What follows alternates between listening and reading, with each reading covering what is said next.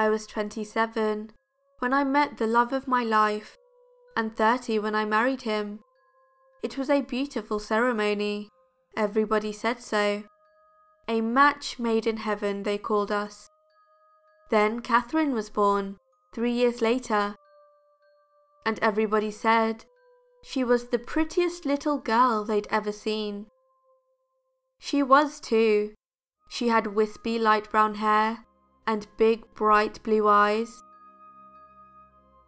We got quite a few offers from people who wanted her to do modelling work, and of course we accepted. What parents don't want people to admire their darling child? You might have seen her photo in the kids' clothes aisles at Christmas. She's the girl in the large furry blue coat, making a snowman. That blue coat, it matches her eyes. It was very nice. They let her keep it after the shoot, and it lasted her 3 years. She loved it so much. We had trouble getting it off of her in summer, and I remember worrying about what would happen when she grew out of it. Of course, in the end, it wasn't a problem. Her room was lovely, with pink flower fairy wallpaper and rose-patterned bedspread. The curtains were rose-patterned as well, and behind the huge glass window there was a little balcony. One day, a few months after her 8th birthday, we were preparing for a gymnastics contest. She did gymnastics once a week and ballet twice. Her agent recommended it, and she was so excited. She kept hopping and skipping around shouting, "Watch me, Mum, watch me." And I just nodded or said, "That's great, sweetie," occasionally. I was more concerned with her gymnastics uniform. She'd got a big mud stain on it. The teacher said she'd slipped on the way home because she was playing with another girl. I'd washed it 3 times already, but I swear I could still see the stain. I was squinting at it, and behind me, I could hear, "Mum, look at me! Mum, look at me! You're not watching!" She was still wearing the blue coat. There was a mirror right in front of me, a big antique one that we'd got her when she started her modelling career. It was right opposite the balcony, and when I looked up at it, I could clearly see her standing on the balcony rail, balancing on one foot. I had just enough time to recognize the stance as an arabesque before she wobbled and fell. We grieved for a while, and eventually got over her death. It was my idea to adopt. I missed the sound of her laughter in the house, and John was quick to agree. We called our new daughter Maisie and tried to be good parents to her, but she was no Catherine.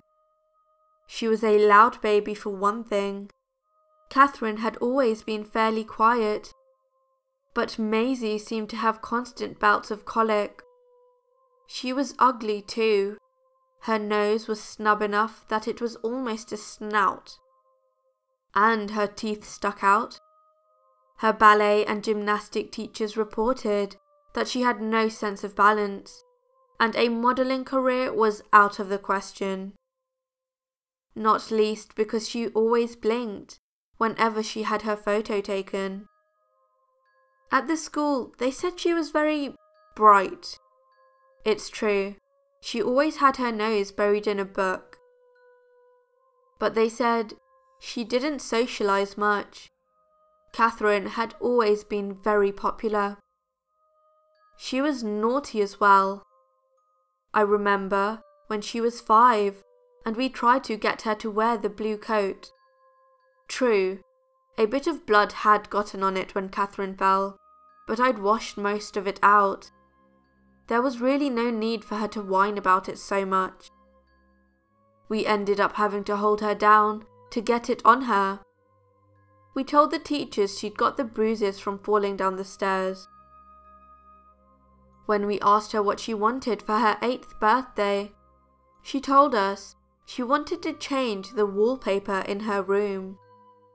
We said no, of course, and sent her to her room. When I went in to check on her, she'd scribbled all over the fairies in marker pen.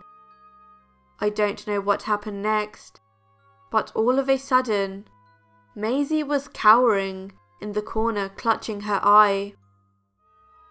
We had to keep her off school for a while until the bruise healed. The next day, I bought some more of that fairy flower wallpaper. John papered over the bits that Maisie had ruined. It was a while after that the phobia of mirrors started. She came downstairs one morning and said there was a girl in the mirror. "Yes, that's you," I said.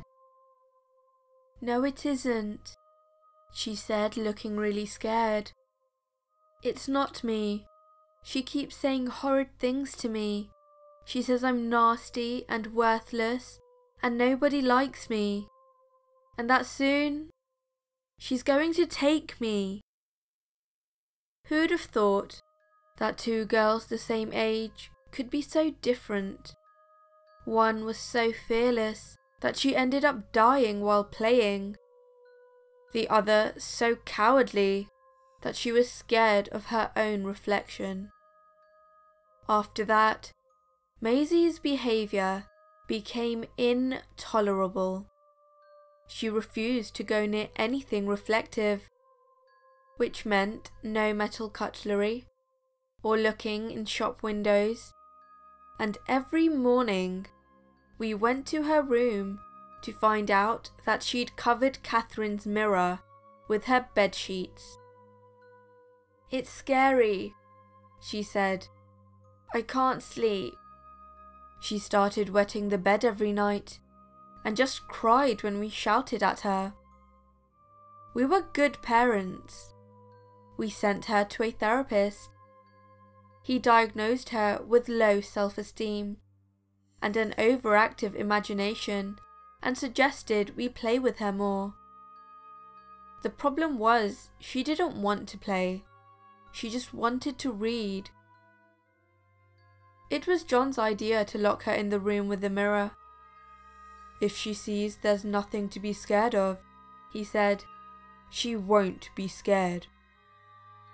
So, we locked her in, taking the precaution of removing her bedsheets first. For the first hour, she cried and screamed and banged on the door.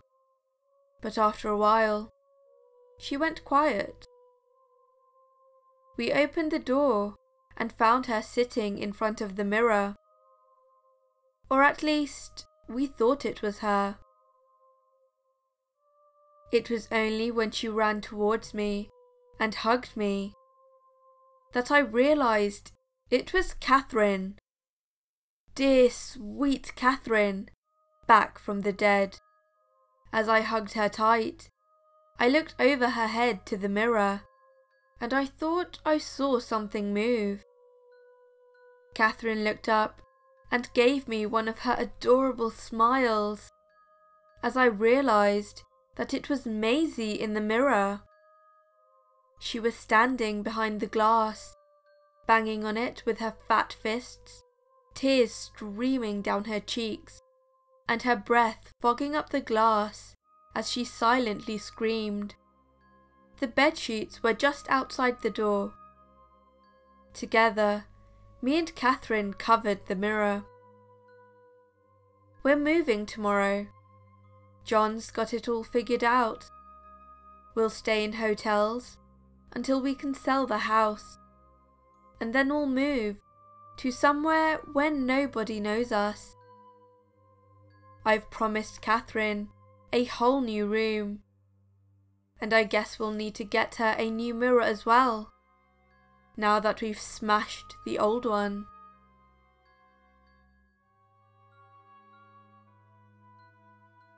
Hello everyone, SinisterShaf here.